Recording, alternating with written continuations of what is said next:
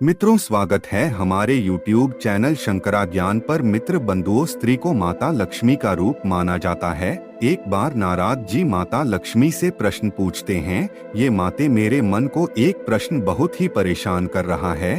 तभी माता लक्ष्मी कहती है, ऐसा कौन सा प्रश्न है जो तुम्हें परेशान कर रही है? ये माते, ऐसी कौन सी स्त्री है जिससे विवाह करने से पुरुषों का भाग्य खुल जाता है? और एक स्त्री में कौन कौन से गुण होना चाहिए? तभी माता लक्ष्मी कहती है, ये नारद, तुमने बहुत ही एक महत्वपूर्ण प्रश्न पूछा है। तभी नारद जी कहते हैं, हे माते, इन सभी प्रश्नों के उत्तर देकर मुझे इन प्रश्न से चिंता मुक्त कीजिए। तभी माता लक्ष्मी कहती है, तुम्हारे सभी प्रश्नों के उत्तर में एक कथा के माध्यम से दूंगी, और सभी मित्रों में से निवेदन है कि कथा पूरा सुने।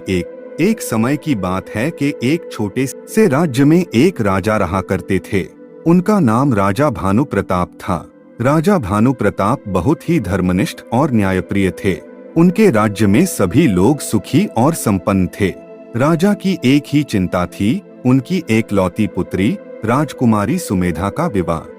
राजकुमारी सुमेधा अत्यंत गुणवान, मर्यादित और धर्म कर्म में विश्वास रखने वाली थी। वह अपने क्रोध को नियंत्रित करने में निपुण थी और सदैव दूसरों की भलाई के लिए तत्पर रहती थी। राजा भानु प्रताप चाहते थे कि उनकी पुत्री का विवाह भी एक ऐसे ही गुणवान और मर्यादित व्यक्ति से हो, जो धर्म कर्म में विश्वास करता हो और क्रोध को नियंत्रित कर सकता हो। राजा ने अपनी पुत्री के लिए एक स्वयंवर का आयोजन किया, जिसमें दूर दूर के राजकुमारों को आमंत्रित किया गया।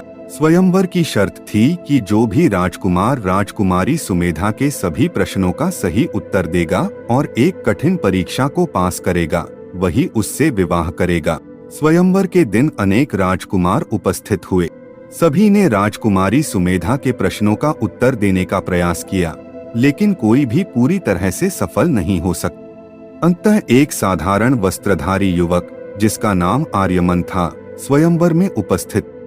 आर्यमन साधारण ब्राह्मण परिवार से था, परंतु उसकी बुद्धिमानी और धर्म कर्म में आस्था के कारण वह विशेष। आर्यमन ने राजकुमारी के सभी प्रश्नों का सटीक उत्तर दिया और कठिन परीक्षा को भी सफलतापूर्वक पार कर लिया। राजा भानु प्रताप ने जब आर्यमन से पूछा कि वह इस स्वयंवर में क्यों आया है, तो उसने उत्तर दिया, राजन, मैं यहाँ आपके राज्य की प्रशंसा सुनकर आया। मैं जानता हूँ कि राजकुमारी सुमेधा अत्यंत गुणवान और धर्मनिष्ठ है। मेरा उद्देश्य केवल एक धर्म कर्म में विश्वास रखने वाली और मर्यादित स्त्री से विवाह करना है, जिससे हम दोनों मिलकर समाज की सेवा कर सकें। राजा भानु प्रताप आर्यमन के उत्तर से अत्यंत प्रभावित हुए और उन्होंने अपनी पुत्री का विवाह आर्यमन से कर दिया। विवाह के पश्चात आर्यमन और सुमेधा ने मिलकर राज्य में धर्म कर्म और सेवा का प्रचार प्रसार किया। उनके शासन में राज्य और अधिक संपन्न और सुखी हो गया। इस प्रकार राजा भानु प्रताप की इच्छा के अनुसार राजकुमारी सुमेधा का विवाह एक गुणवान, मर्यादित और धर्म कर्म में विश्वास रखने वाले युवक से हुआ, जो उनके राज्य और समाज के लिए एक आदर्श बन गया। यह कथा हमें सिखाती है कि विवाह केवल बिना मर्जी के नहीं करना चाहिए, बल्कि एक दूसरे के गुण और मर्यादाओं का सम्मान करना चाहिए। यह कथा यहीं पर समाप्त होती है। तभी नारद जी कहते हैं, हे माते, आपने मेरे सारे प्रश्नों का उत्तर देकर मुझे धन्य कर दिया। तभी नारद जी कहते हैं, जो भी माता लक्ष्मी का भक्त है, वो कमेंट में जय माता दी लिखना ना भूले।